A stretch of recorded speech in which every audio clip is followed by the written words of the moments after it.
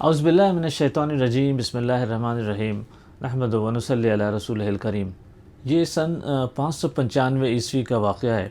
ابھی حضور صلی اللہ علیہ وآلہ وسلم کی عمر مبارک صرف 25 برس ہے، اور حضور صلی اللہ علیہ وسلم کو ایک معزز اور نہایت ہی امیر خاتون جو مکہ کی ہیں، جن کا نام حضرت خدیجہ بنت خویلد ہے، ان کی طرف سے آفر ہوتی ہے کہ وہ ان کا تجارتی قافلہ لے کر شام جائیں۔ اور ان خاتون کو یہ بھی پتہ ہے کہ حضور صلی اللہ علیہ وآلہ وسلم صادق اور امین کے لقب سے جانے جاتے ہیں۔ وہ حضور صلی اللہ علیہ وسلم کو دگنا معاوضہ یا دگنے کمیشن کا وعدہ کرتی ہیں۔ حضور صلی اللہ علیہ وسلم اپنے بزرگوں سے مشورہ کرتے ہیں، خاص طور حضرت ابو طالب سے مشورہ کرتے ہیں، اور اس کے بعد حضور صلی اللہ علیہ وسلم یہ پیشکش قبول کر لیتے ہیں۔ حضرت خدیجہ بنت خویلد حضور صلی اللہ علیہ وسلم کے ساتھ اپنا غلام میسرہ بھی روانہ کرتی ہیں تاکہ وہ حضور صلی اللہ علیہ وسلم کی معاونت کر سکیں۔ حضور صلی اللہ علیہ وآلہ وسلم 3-4 مہینے کی طویل مسافت طے کر کے گرمی کے موسم میں شام کے سحر بصرہ پہنچتے ہیں۔ یہ اس وقت کے رومی سلطنت کا تجارتی مرکز ہے۔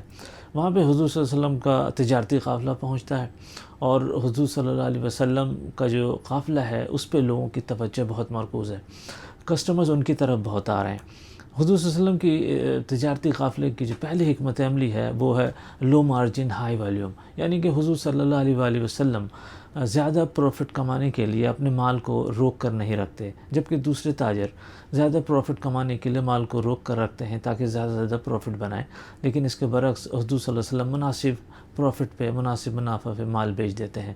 اور اس کا سب سے بڑا فائدہ یہ ہوتا ہے کہ اس سے لیکوڈیٹی اویلیبل ہو جاتی ہے۔ اس کی بدولت حضور صلی اللہ علیہ وآلہ وسلم مصر سے وہ اشیاء خریدتے ہیں جو انہیں مکہ لے کر واپس جانا ہے، جیسے کپڑے وغیرہ۔ حضور صلی اللہ علیہ وسلم کی دوسری حکمت عملی جو ہے وہ شفافیت یا ٹرانسپیرنسی۔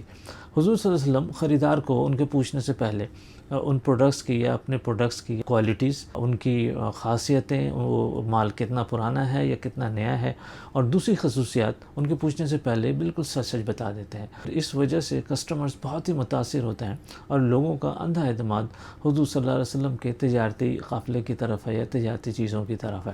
اس کے بعد حضور صلی اللہ علیہ وسلم یہ ساری چیزیں، یہ تجارتی حکمت عملی جو حضرت خدیجہ بنت خویلد کے غلام ہے میسرہ، وہ ان چیزوں کو مشاہدہ کر رہے ہیں۔ اس کے بعد تیسری حکمت عملی حضور صلی اللہ علیہ وآلہ وسلم کی یہ ہے کہ حضور صلی اللہ علیہ وسلم مال بیچتے وقت کوئی قسم نہیں کھاتے۔ ایک خریدار آتا ہے، وہ حضور صلی اللہ علیہ وسلم سے کہتا ہے کہ تم نے یہ جو مال کی خصوصیات بتائی ہیں، کیا تم لات اور عزیٰ کی قسم کھا سکتا ہو کہ کیا ایسا ہی ہے؟ حضور صلی اللہ علیہ وسلم فرماتے ہیں کہ میں تو لات اور عزیٰ کے قریب سے بھی نہیں گزرتا، ان کی قسم کھانا تو بہت دور کی بات ہے۔ حضور صلی اللہ علیہ وسلم بچپن سے ہی بت پرستی سے بہت دور تھے، لات اور عزیٰ کے قریب بھی نہیں جاتے تھے، اور قسم کھانے کے متعلق حضور صلی اللہ علیہ وآلہ وسلم کی حدیث ہے کہ جھوٹی قسم کھا کر یا کثرت سے سچی قسم کھا کر بھی مال تو بیچا جا سکتا ہے، لیکن اس میں برکت نہیں رہتی۔ اب ہم چلتے ہیں حضور صلی اللہ علیہ وسلم کی چوتھی خصوصیت کی طرف۔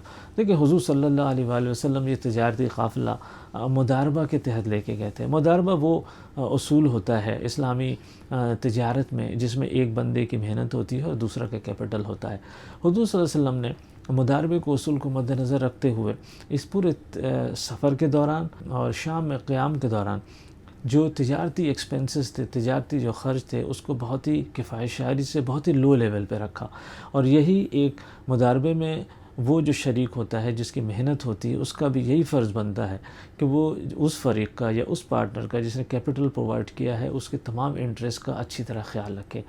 تو یہ حضور صلی اللہ علیہ وسلم نے یہ بہترین اخلاقی اور تجارتی حکمت عملی کا مظاہرہ کیا۔ اس کے بعد حضور صلی اللہ علیہ وآلہ وسلم شام سے وہاں کی دوسری اشیاء خرید کر، جس میں شام کے کپڑے وغیرہ شامل ہیں، مکہ روانہ ہو گئے۔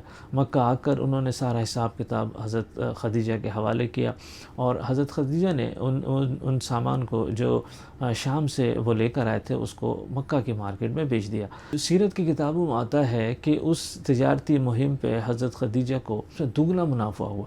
اور وہ تو پہلے ہی حضور صلی اللہ علیہ وسلم کی ایمانداری کا چرچا انہوں نے سنا ہوا تھا، لیکن جب ان کے غلام میسرہ نے حضور صلی اللہ علیہ وسلم کے سفر کے دوران، تجارت کے دوران ان کے اخلاق کا اور تجارتی حکمت عملی اور تجارتی دانشمندی کا بتایا، تو حضرت خدیجہ بنت خویلد اور بہت متاثر ہوئی، اور وہ حضور صلی اللہ علیہ وسلم سے متاثر ہو کر انہوں نے اپنی سہیلی نفیسہ کے ذریعے حضور صلی اللہ علیہ وسلم کو نکاح کا پیغام بھیجا۔